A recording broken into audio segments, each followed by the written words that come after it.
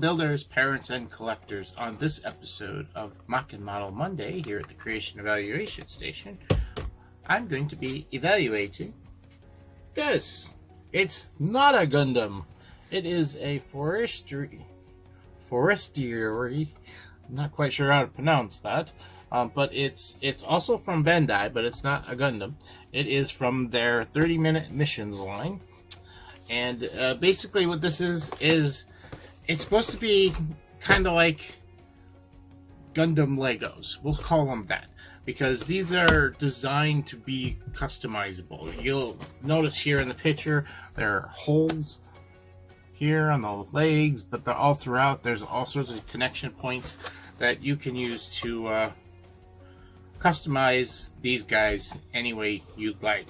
You can combine them together with another one, and some of the parts do actually work with Gundam, so if you want to switch out something there, you can do that as well. At least I think they are. I haven't put this together. This is my very first one of these.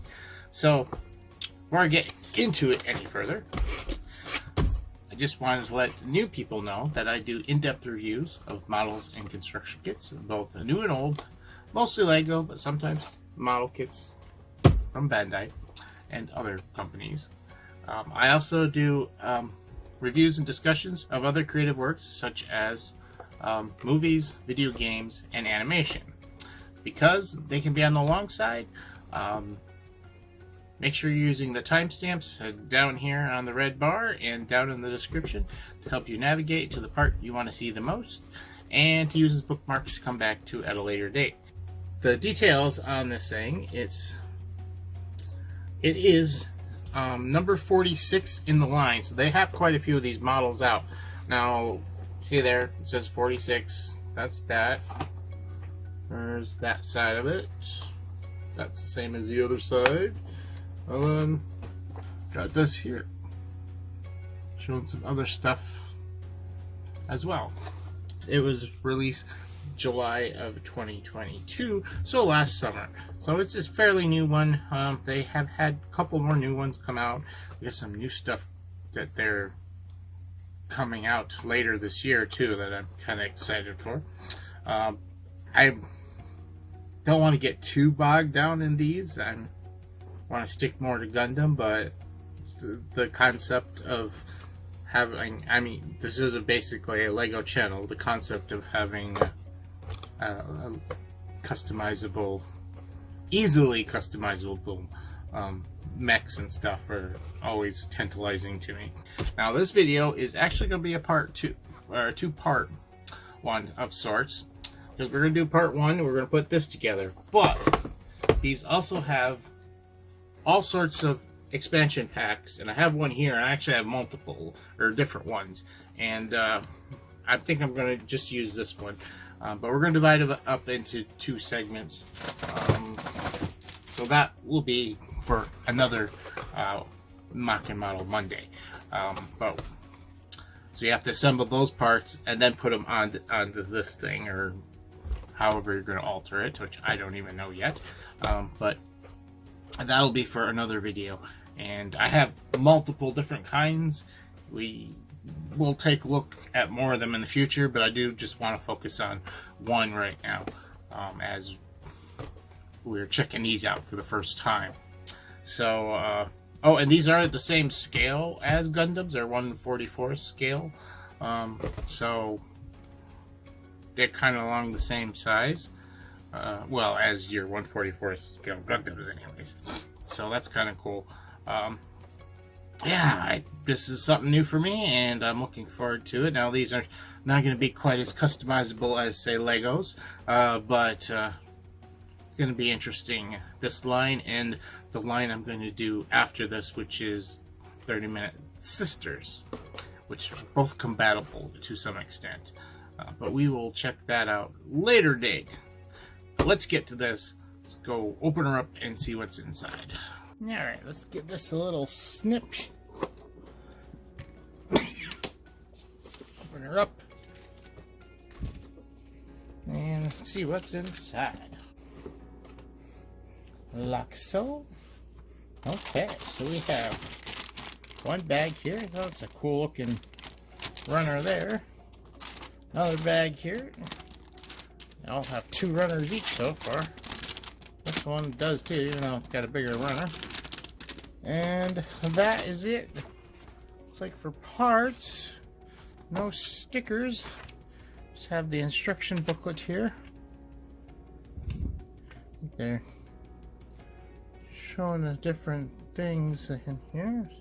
First time I'm seeing it, so oh, here they're showing different, combining 2 different sets here to make something else, which is definitely something you can do.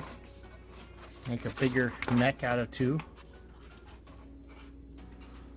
Instructions don't look too hard.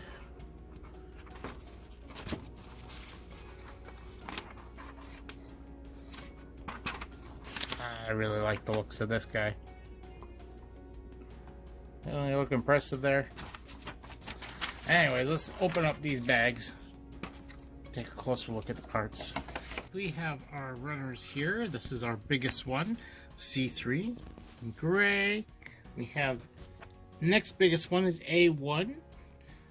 This is also A1. They must have chopped it up to fit it better in the box or something. Then we have this purple one down here in B1. And also a little tiny one here, which is just polycaps, which is PC7, I think it was. And then we have the transparent one over here. That cool ice, green, transparent ice, green, blue, greenish color. Teal. I guess you would call it transparent teal. Yeah, we'll call it that. D1. And then we have another, well, this one's B2, also in purple. So, you know, that's a good amount of parts. I'd say that's about the same as a 1/44th scale Gundam, give or take. So let's go put this puppy together. Here we have our Forestieri all put together, and his little Roy buddy here, which, by the way, this guy can be exchanged or switched out for his head different ways. There's all sorts of ports on him as well. But the little Roy aside, let's look at the main guy here, the Forestieri. It's got plenty of articulation. His head's on a ball joint, and he's also got a second joint at the base of the neck as well, so he can look forward or look down pretty good, or up. Got a good range of motion there. Shoulder is on a ball joint. There's no additional movement there, but there's also a hinge inside here, and also a bicep swivel of sorts. Doesn't look like much of a bicep, needs to work out, but yeah. Elbow bend, just one joint there, but it's more than 90 degrees, as you can see there. And the wrist is on a ball joint. Now, moving down to his chest, he does have, can rotate there, and there's also, there's a ball joint basically. So you got rotation, got a little bit of a crunch. Not a lot, but there's some there. The hips here, rotate, can move the arms out of the way, you can do a good split. Maybe not a perfect split, but pretty darn close. But yeah, these hip panels here kind of get in the way of doing any further of a split, but it's still pretty good, and you could always remove these if you really wanted to. Basically just armor. And the knees here got double jointed, so it can go way back like so. There, all the way back to there. You move the foot out of the way, the back half of the foot kind of gets in the way. Then we got ankle, side to side. We don't have a back-to-back here, but it's up here. There's a joint, so you got plenty of back to front for that. But you got plenty of side action. Can have them sit really low. Quite dynamic poses, actually. And for his accessories, his hands are made out of two pieces, so you have to separate them to get certain weapons in them, or you can. This gun does not require that. It can slide right down in there. It fits really tight because it's just a single thing, but if it had a loop here, like some guns do, you would be able to take the hand apart and slide that in there and then put the hand back together. But luckily we have a nice gun that's quick and easy to load. And he's got his beam saber here in his other hand. No shield to this guy, but he's got a beam saber, and it's a really interesting color. I mean, it's a transparent color as the rest of them, but it's one we don't normally see that often. And this is a special hand just for the saber that allows for some wrist movement, because he's got technically 3 holding hands. These are just straight up and down, which is what he's using to hold the gun, but this one has a slight forward tilt to it, so you can get more of a dynamic sword pose. Like if you did that and you switched it out, this other one, which I'm not going to fix the whole back of it. This is straight up and down. If I can get it just to sit there like that, and you see the difference. It's straight up and down. Yeah, it fell out, but that's okay. You saw what it needs to do. Now I'll put his other arm back in. Yeah, if you wanted to use that, you'd have to take this plate off and then switch it onto the other one, and he would hold it just fine. But I want it set up this way, so we're going to use that. Oh, wrist came off. There we go. Yeah, so got quite a bit of posability. Now there's all sorts of different ports and clips all over this that you can attach things to. Like you see the holes here on his hips. There's a clip right there on his crotch, on his legs, and there's more holes here for different attachment points. His backpack's got plenty of stuff on there that you can attach things to. You got a clip there, 3 holes, these small holes on the side, small holes there too. I don't know what goes in there, I'm not sure yet. The gun itself's got holes on it. The arms do. This is a piece of armor here that's got a hole on it, but the arm underneath, see if I can, yeah, the rest is gonna pop off because I gotta get a place to hold it, but that's what it looks like without that armor piece on there. So you got a port there. You could change the armor to something else if you wanted to, and they pop off relatively easy, but they're not gonna fall off on you. Then it goes right back on like that. So there are all sorts of different ports that you can put additional gear on, and you can swap pieces as well.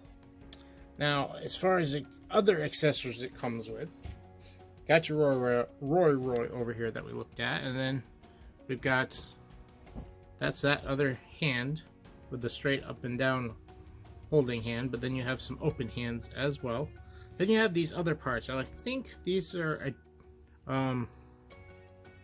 hip pieces that are different than the ones he's got. I don't know if there's a different connector to them or how they work that way. And then we have this other interesting extra little bracket here that could be used. It's got a rod on it, and then other attachments. And there's also 2 extra poly caps here. They can be used for something if you need to. take a closer look at this rotor right now. This is only 3 pieces, and you got attachment point there. You got 2 clip joints on each side here, and there's another post hole there. And you can actually change it up quite a bit, like if you wanted to get rid of these little clip things, or maybe you want to use that piece on the mech somehow, you could do that. You can have your little rotor just look like that, and maybe you want this attached to the backpack or something, so it can use these clips to clip on wings or something. But let's see if we can do something with that. I don't think it quite works like that. Yeah, we could do it this way, like that, and then you can use that to attach things to it. And now we're supposed to be able to switch out the head. Now I didn't pay close attention here. You have to, I think, get rid of the big claws. So there you go. You can have your Roy control your mech. Your Forestieri. So let's get the old, well, let's put this back together first. And then get the old Grandpappy Gundam down. And there he is. Now, obviously, size comparison, quite a bit different size. Although these are supposed to be the same scale. So these guys are just normally shorter than Gundams. They don't quite take place in the same universe anyways. It's supposed to be a different universe. Though you can mess around with some of the connection points and stuff and swap parts.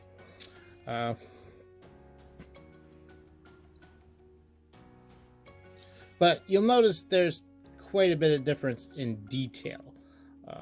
Now, the Grandpappy Gundam isn't the most detailed Gundam to begin with, but you know, just looking at the sculpt, there's a sculpt on the head, the torso, and everything else is quite stylized. Well, this is a little bit more simplistic, right down to the color scheme and the assorted colors. But I believe, let's see if we can swap out weapons here. There you go. Can wield the RX's gun. Maybe even put the shield on. Let's see here. Pop that off. I think that's the same size port. We'll see here. Yeah, there you go. Look at that. It's got the weapons from the RX. So yeah, that is some pretty cool stuff there. And there's a lot more customization we can do with additional add-on packs, and you know, using parts from different Gundams like we just did, which is pretty cool too.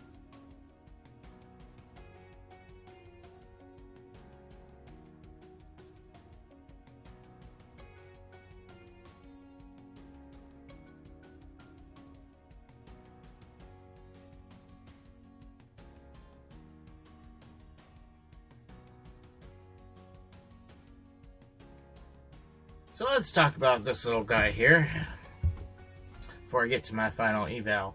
Overall, I really enjoyed this set. It went together really quick, surprisingly, and it's pretty easy to put together. Like, I almost think it's as easy or even easier than a entry grade. At least the one entry grade I put together, the Grandpappy, the GX, was pretty easy, but it had some really small parts. This one didn't even have those type of parts, so it was even easier to assemble. Not saying small parts are hard, but they can be. Now, overall, its design is much more simpler than you would see with the Gundams, and I think that's true with most of the 30-minute missions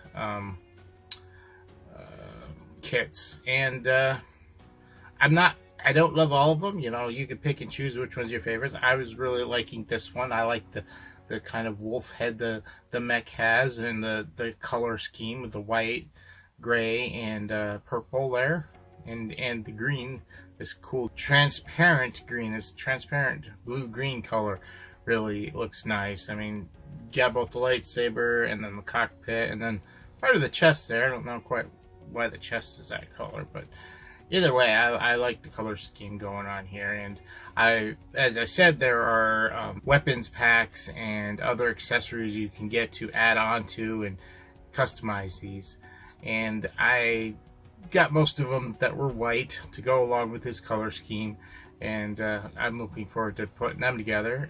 But we're talking about this right now, and by itself, it's pretty cool. There's a little bit of customization you can do with your little Roy here and some other stuff. There's not a lot, but it gives you a taste of what potentially can happen. And he's got multiple hands, which is good, so you got different poses and stuff.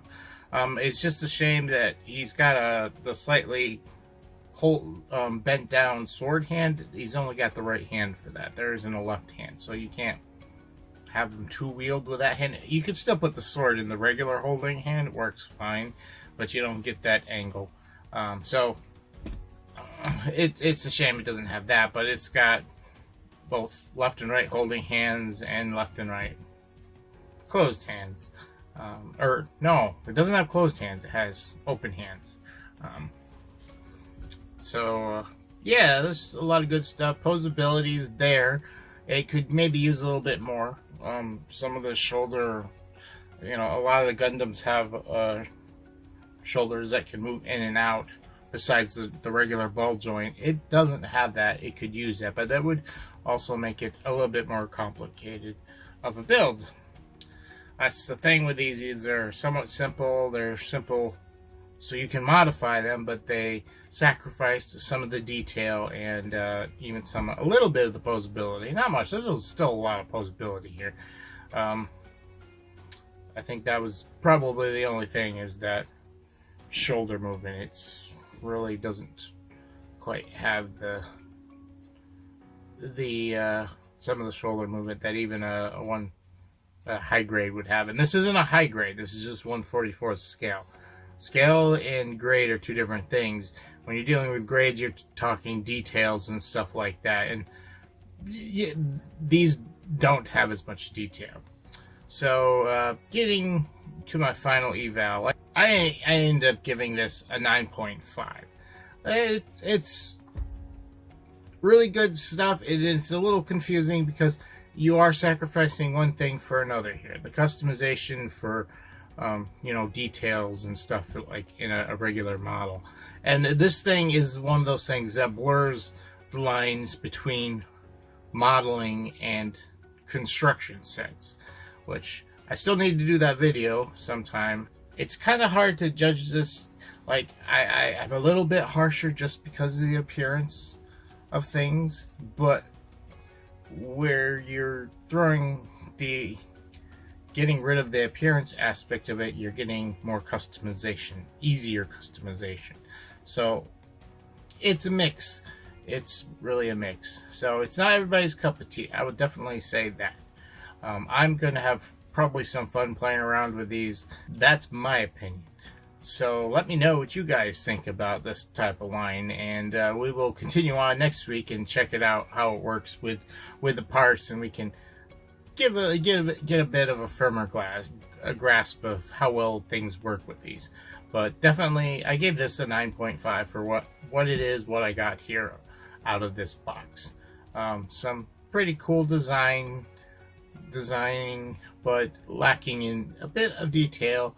But overall, kind of fun. If you enjoyed this video, please hit the like button and subscribe if you are not already, and hit the notification bells for updates when I release new videos. But also check out my links down in Facebook and Twitter, and follow me on those sites because I tend to get my notifications out faster than YouTube. There's also Patreon down there to be checked out. There's not much there right now. So that's it for me here at the Creation Evaluation Station, reminding you that creativity is key.